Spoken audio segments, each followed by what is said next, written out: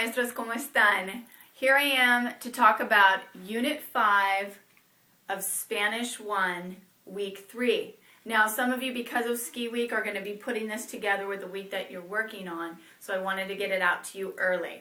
All right, this is another very fun week, very foundational week, because after we do the parts of the house, we're going to move internal to the house. So we're going to be reviewing this a lot. So, objectives for this week, Spanish 1. You want them to be able to identify the different parts of the house. Now, you should have those stickers on the back of your flashcard, so you can just put it up there and take it off really easily. But we want them to be able to identify the parts of the house. We want them to be able to describe those parts. Esta puerta es roja. So, by color, shape, size, esta puerta es un rectángulo, es roja y es grande o pequeño, es grande. Muy bien. Okay, we want them to be able to recite this poem. This is where you're going to focus on your pronunciation for the week. Yo soy una casa. Really work on them enunciating, getting their mouth open. There's lots of vowels in here to practice that. And the fourth thing is going into those Three Little Pigs story and having them interact with that story, have fun with that. Really take a look at a story of the Three Little Pigs and chop it into maybe 5 lines that are going to be very repetitive over and over again. El lobo toca la puerta del cerditos y dice, déjame entrar. Give them like 5 sentences that they can pipe in as you describe the 3 houses that the little pigs ate. Little pigs made. So that's all we want to do with this story. If you don't actually have a book, you can read them the book on the first day. If you don't have a book, maybe just draw the 3 houses where the 3 little pigs go in. You can just act it out. Tell them the story. But have that repetitive lines that they can do over and over and over again with you. All right. So on the first day, you're going to be introducing this poem. Again, go slowly. Put the motions. Yo soy una casa con un piso y un techo de 4 paredes. He sido hecha. Abre la puerta. Mira por la ventana. Sube las escaleras. Yo soy una casa. You want them to build a kinesthetic awareness of the vocabulary as well. Now, for Spanish 1, you will have page 42 in the workbook that you'll be doing. So you want them to label the parts of the house. Okay? This will help connect the word to the part of the house. That's the focus on day 1. Day 2, we're going to give each of the kids 7 cardstock index cards, really. They're basically an 8 by 11 that you cut into 4s. Now, what we want to do with that is we're going to go through the parts of the house and they're going to draw it. You need 2 para el techo. So have them draw that. They can take a pen and write el techo on those cards.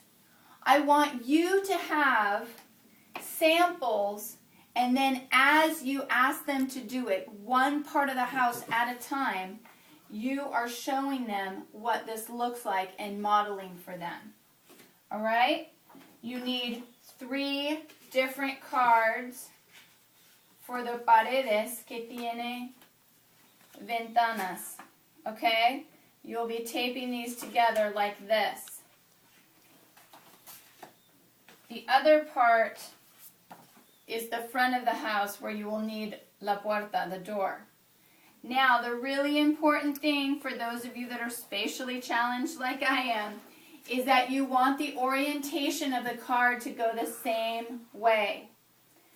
If you want to do the whole house like this and make it a tall house, that's fine. But all the cards have to go this way, or they all have to go horizontally. So just make sure that you really make that clear for the kids. what you're going to do is then every 2 kids should have some tape. So you're going to need 7 cardstock cards for each kid and then access to tape. You're going to assemble this on day 3. Now this is a really fun activity. I've done this with first graders for years. They love it. They have a house to take home to mom and dad by the end of the week. So day 3, you're going to do your opening. We're talking about arriba, abajo, so you can use your poster again to focus on those target words. You're going to do your calendar time. You're going to review your poem, but give yourself plenty of time to build your house on day 3.